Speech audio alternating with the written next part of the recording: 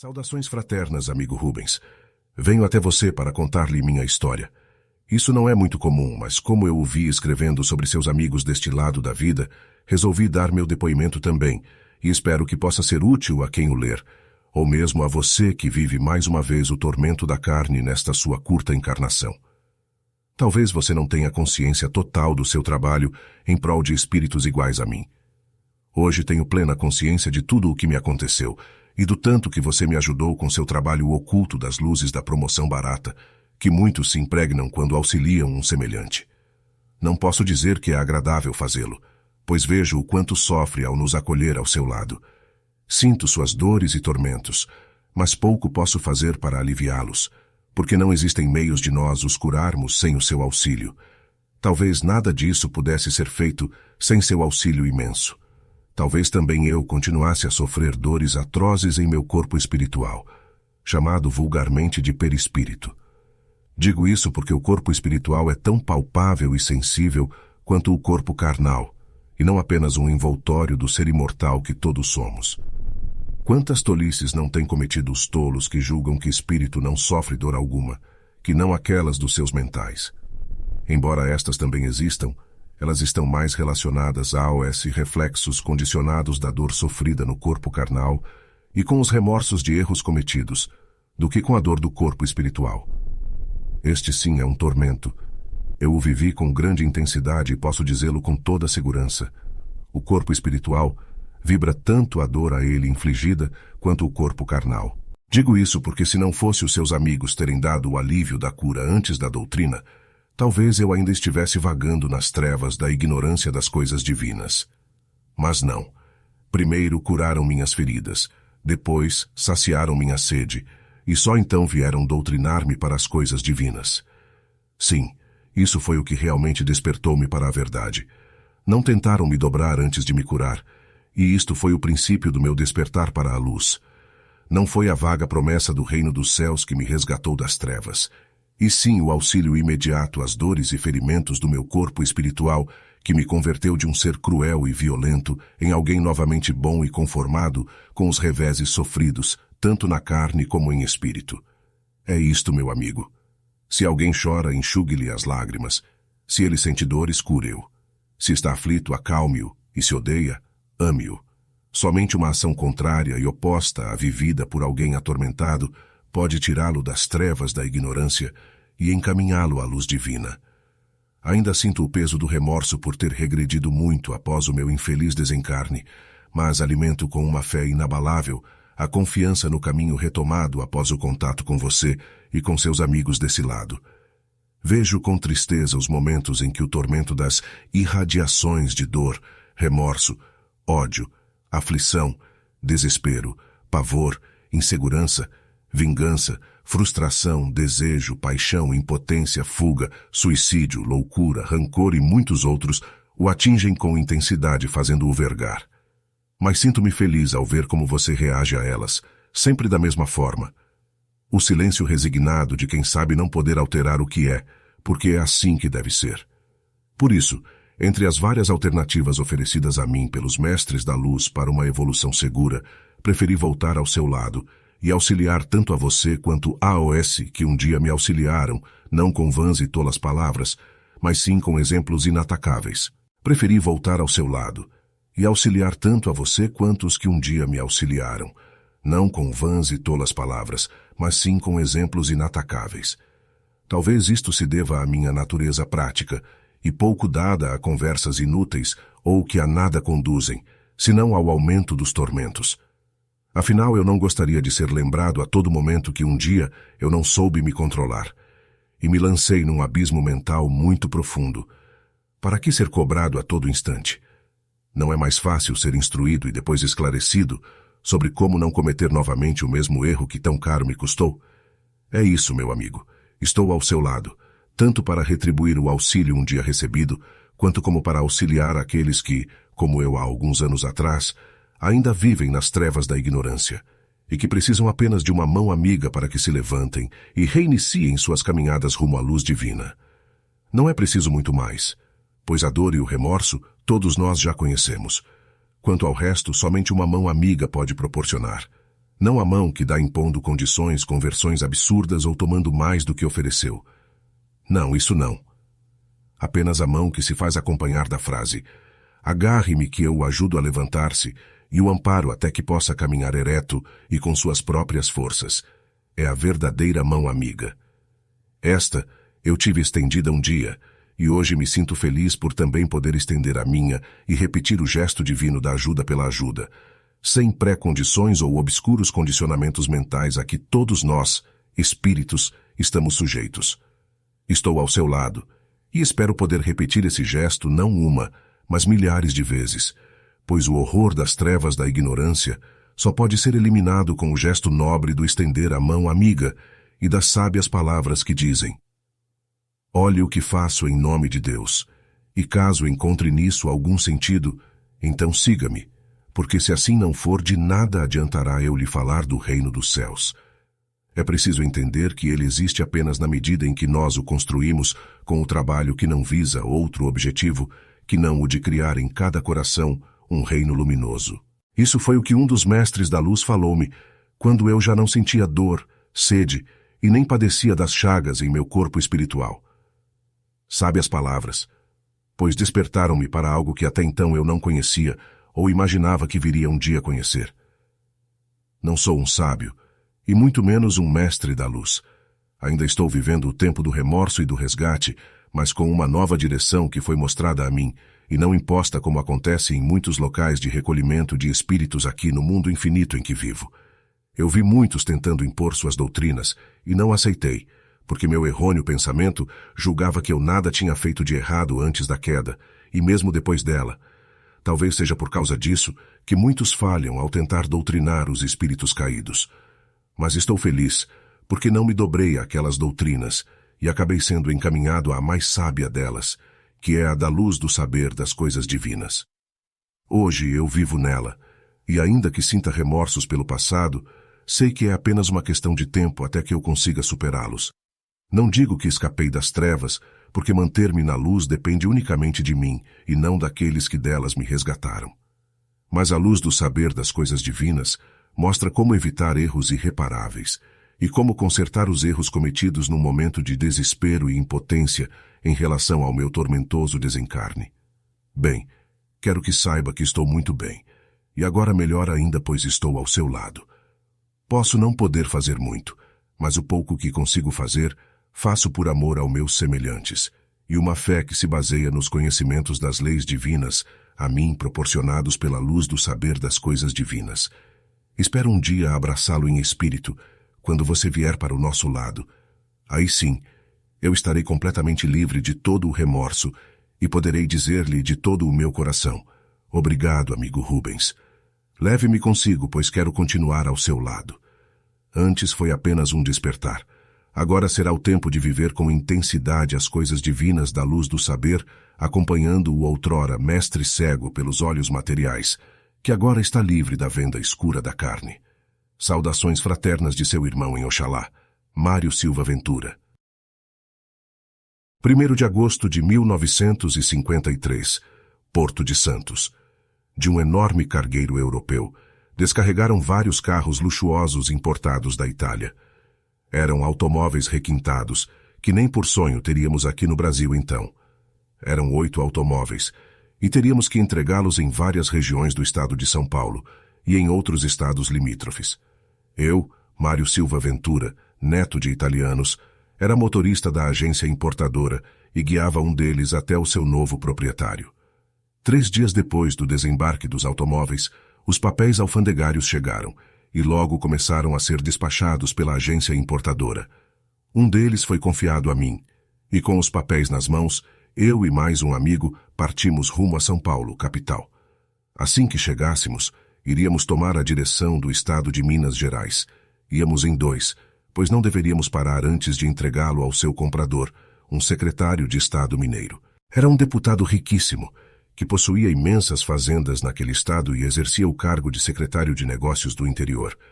Seu nome pouco importa, pois nem gosto de relembrá-lo, e logo você saberá o porquê. Bem, chegamos a São Paulo, almoçamos e reabastecemos o carro para então iniciarmos a longa viagem até Belo Horizonte. Como não iríamos parar senão para comer e reabastecer o veículo, nos revezaríamos no volante. Hoje essa viagem pode ser fácil, mas não em 1953. As longas viagens eram difíceis, e meu companheiro também era mecânico, porque se algo acontecesse no caminho, não teríamos a quem recorrer para o conserto que se fizesse necessário. Viajamos o resto da tarde e só paramos já ao anoitecer. Jantamos e reabastecemos o carro. Dali em diante, eu dirigiria até o amanhecer. Meu amigo iria cochilar. Quando eu me cansasse, ele assumiria o volante até Belo Horizonte. No silêncio da noite, eu dirigia com atenção pela tortuosa rodovia. A velocidade não era superior aos 60 km por hora, pois éramos proibidos de ultrapassá-los pelo importador, que temia qualquer dano aos seus luxuosos veículos. Por volta das 3 horas da manhã, já em solo mineiro, eu vi vindo em sentido contrário um veículo que parecia ser um caminhão. Vinha em alta velocidade e aquela hora e local eram impróprios para fazer tal coisa. Por descuido ou má intenção, ele jogou o veículo em minha direção quando estava a menos de 20 metros. Fiz uma manobra rápida na tentativa de sair de sua frente e despenquei por uma íngreme ribanceira. Meu amigo dormia no banco traseiro e acordou com os solavancos do carro que despencava a ladeira abaixo e com os meus gritos de susto e medo. Tudo foi muito rápido. Senti uma forte pancada na cabeça, ficando desacordado dentro do carro. Ainda senti quando me retiraram do meio das latarias retorcidas, mas estava muito tonto e caí desacordado no solo novamente. Algum tempo depois, quanto eu não sei, acordei. Estava deitado perto de uma árvore e meu corpo e minha cabeça doíam muito. Vi várias pessoas em volta do carro. Lá estava meu companheiro de viagem com um braço e a cabeça enfaixados. Gesticulava muito com o braço direito e falava sem parar, mas eu não ouvia o que ele dizia, pois estava muito longe de mim. Vi o tal secretário irado por ver o carro todo retorcido. Quando tentei me levantar, uma dor imensa na cabeça obrigou-me a ficar deitado imóvel. Em dado momento, eles se aproximaram de mim e então pude ouvir o que diziam. Marcos, o meu companheiro, dizia: "Isto é impossível. Eu dormia no banco de trás e teria sentido se Mário estivesse fazendo tal coisa." Pois é a pura verdade, senhor secretário. Ele começou a levar o carro de um lado para o outro da pista, e fiquei sem saber se ficava no meu lado ou me desviava. Quando tentei desviar para a outra faixa de direção, ele também a tomou, e foi direto para fora da estrada. Eu ferrei o caminhão, mas só evitei a colisão e não tive a menor culpa por sua queda neste abismo. "É mentira", falei eu com dificuldade, pois mal conseguia respirar. Aquela tentativa de me defender causou-me muita dor. Calei-me. "Este idiota mereceu morrer. Vejam o que fez ao meu lindo automóvel. Filho de uma... Deviam estar bêbados, divertindo-se com meu carro." Gritou irado o secretário de Estado. Bom, ele vinha em altíssima velocidade, senhor secretário. Creio que estava no limite da potência deste veículo veloz. Nós não fazemos isso com os carros que vamos entregar aos nossos clientes. Temos normas a serem respeitadas, e este não era o primeiro veículo que entregávamos. Quem irá indenizar-me pela perda do meu caminhão? Perguntou bravo o homem que eu agora sabia ser o louco que jogara o caminhão sobre mim. "Certamente a agência importadora que contrata incompetentes e irresponsáveis. Acione-o judicialmente que eu farei o mesmo pelo meu carro destruído." "Isto é mentira", exclamei a meia voz. "Ele mente, pois foi devido ao seu erro que tive que sair da estrada." Mas não me ouviram. Ainda ouvi o secretário endereçar-me uma infinidade de ofensas, e depois retirar-se irado. Foi por isto que falei que não gostaria de relembrar o seu nome. Sujeito à toa não valia um réis furado, pois eu não imaginava que havia morrido, e fiquei com ódio daquele homem, apesar da dor que estava sentindo. Se pudesse me levantar, eu lhe quebraria alguns dentes com um murro em sua boca. Bem, o caso é que o carro foi içado por um guincho e todos foram embora. Tentei gritar por socorro, pedindo para que não me abandonassem ali, caído no solo. Tudo em vão. Eles se foram e nem ligaram para meus pedidos de ajuda.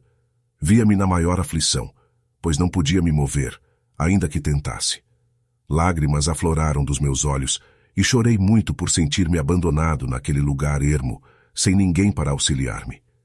Orei a Deus em desespero, mas de nada adiantou. Continuei sozinho por muito tempo. Só a muito custo consegui levantar-me.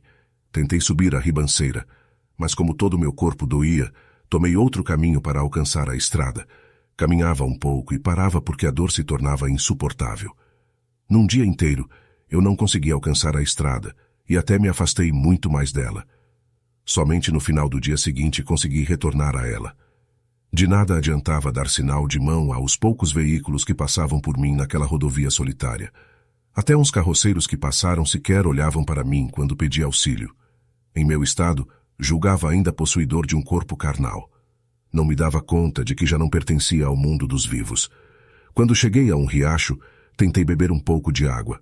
Assustei-me quando minhas mãos não conseguiram colher a água cristalina que corria à minha frente. Tentei bebê-la e também nada consegui. Sentia a água passar por meu rosto e minhas mãos como se fosse uma corrente elétrica muito fraca.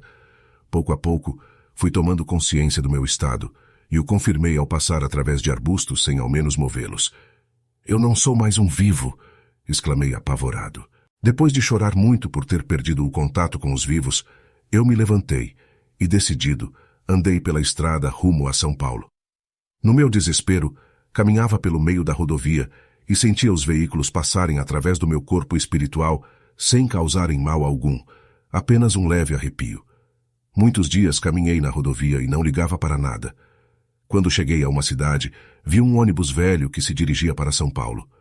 Por um impulso eu subi a bordo e sorri quando vi que não precisaria caminhar para chegar ao meu destino. Também descobri algo novo. Eu entrei no velho ônibus e me recostei no fundo. Dali comecei a ouvir um vozerio insuportável, mas não via ninguém conversando. Todos mantinham as bocas fechadas, mas eu os ouvia. Prestei atenção num casal à minha frente e ouvi seus pensamentos.